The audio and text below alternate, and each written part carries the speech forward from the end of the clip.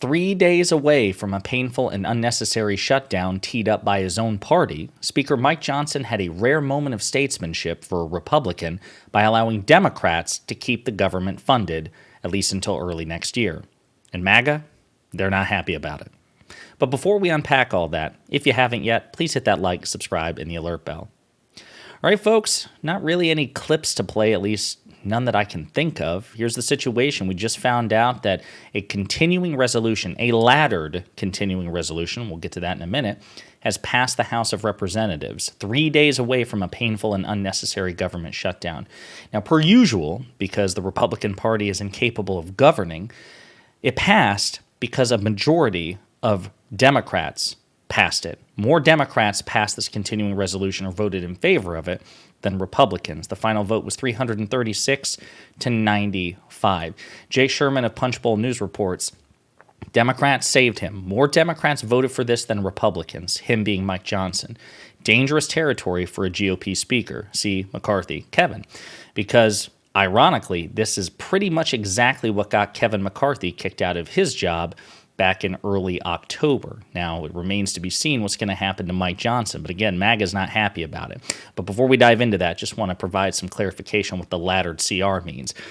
It's basically like a staggered continuing resolution. And a continuing resolution is effectively just kicking the can down the road. It's not a full fiscal budget, which is what Republicans agreed to back in May with President Biden. So this is still a violation of the GOP's word because McCarthy was the leader of the Republican Party. He negotiated with President Biden ostensibly in good faith, and then, of course, he reneged on the deal, and that's part of the reason why Democrats allowed him to be removed from, his position.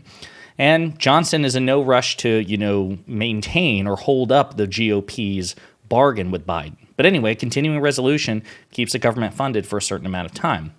Now, the first step in the ladder is providing funding until January 19th of 2024, and it would include appropriations for agriculture, military construction, veterans affairs, energy, and water. The second track, which includes defense spending, would last until February 2nd, and additional funding for the war efforts in Israel and Ukraine are not included at all. Now, again, there's some good news here because, well, to clarify, it passed the House, but it has to pass the Senate as well, right? Now, the good news is it seems that even though, again, this is a bit of a violation of the deal made between President Biden and Republicans, the Democratic Majority Leader Chuck Schumer is at least pleased that the Republicans are not going to, shut down the government. This is what he had to say. I've said on multiple occasions that if we're going to work together to keep the government open, Speaker Johnson will have to avoid pushing steep cuts or poison pills that Democrats can't support.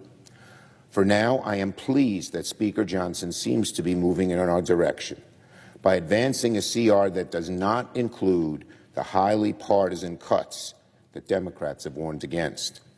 The Speaker's proposal is far from perfect, but the most important thing is that it refrains from making steep cuts while also extending funding for defense in the second tranche of bills in February, not the first in January. Today, the House Rules Committee will take up the Speaker's bill, and that will give us the first indication of how committed Republicans are to keeping the government open. The next few days will tell all in the House, and I hope the Speaker does not buckle to the loud voices on his hard right flank to add partisan cuts as the price for keeping the government open.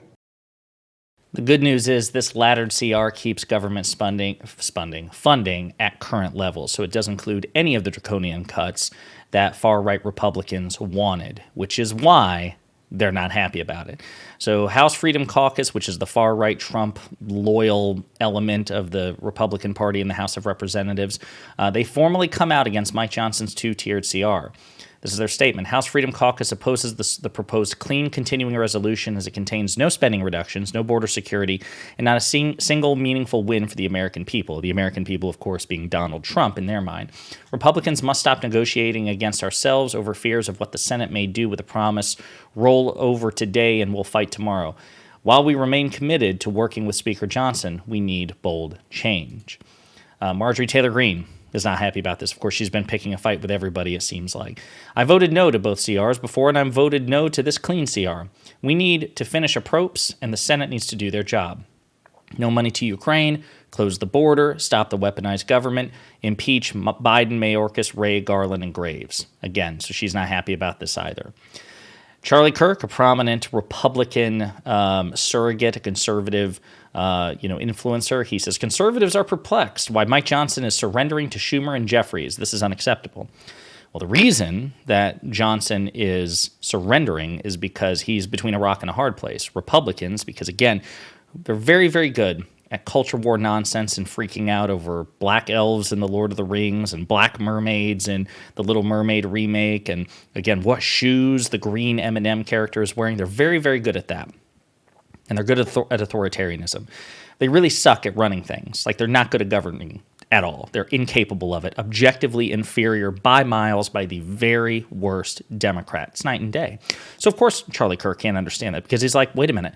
This isn't culture war nonsense. This keeps the government operational. I'm so perplexed by this. Well, it's because it's antithetical to who you are and who much of your base is, who much of your movement are. Okay? The reason Johnson did this is because you didn't give him a path to victory. So his only real option, if he is even a bare minimum of responsible, is to keep the government funding. But if it helps Charlie, he did it in the dumbest way possible by once again kicking the can down the road.